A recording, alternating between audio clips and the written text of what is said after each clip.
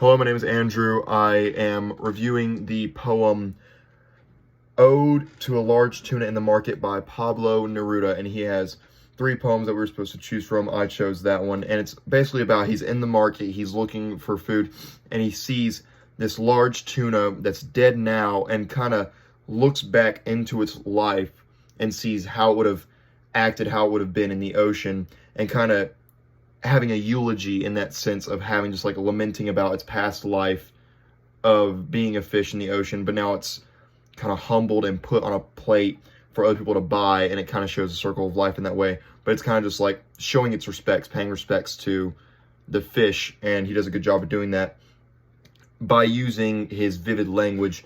And one aspect of the vivid language that I liked was a morning dart, or morning arrow, dart of the sea. And what's very, very interesting to me about that is it's morning with an M-O-U-R-N. And so it's a dart of the sea. It's a incredible fish that could navigate through the waters and is humongous, and it's just like a powerhouse. But it's morning out. It's hollow.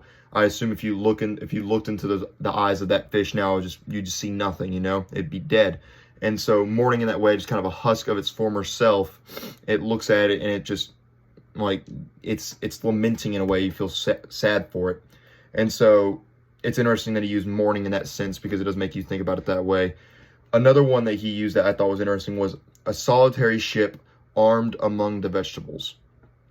Another, like, using solitary ship again, like bringing back in the whole naval, like, water aspect, because it's a fish, but also a ship because it's a large tuna. It's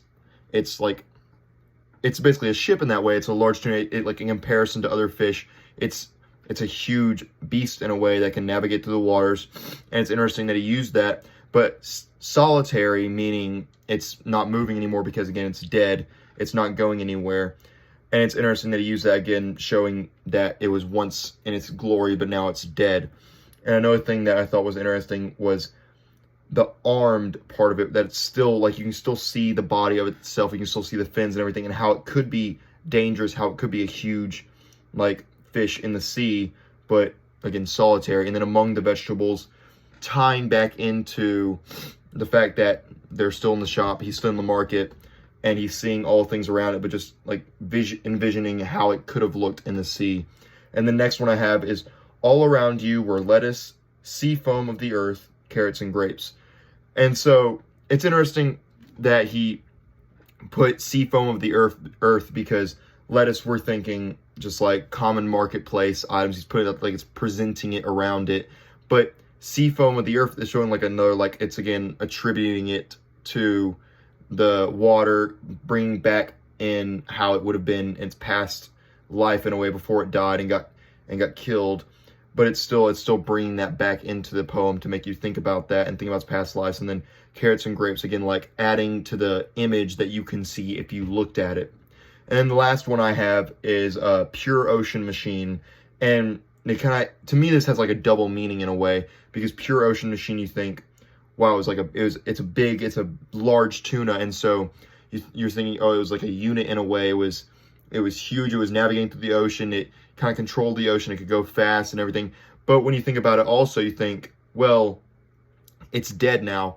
And so it's just a machine. It's lifeless in a way. It's lifeless. It still could be an amazing swimmer. It could be an amazing fish, but it's dead now. It's kind of just like a useless machine. And so all this vivid language actually helped me think about how I'm going to do my item for my essay, which is going to be, it's a sack of dice, and I have like 2 or 3 to show you, that it kind of looks like, you see the bits of gray. It's gray and purple, and there's like different kinds of dice. I got them from a friend a while back ago, and it kind of has a sentimental value now. But what I would probably use to describe those is their shape and their color and the numbering on them, and just like how many of them are in the bag, and the bag itself, what kind of material it's made of. And I guess what I'd ask you is, how would you describe my object using vivid language, if you can think of any ways? But yeah, that's basically everything I have. Have a good day.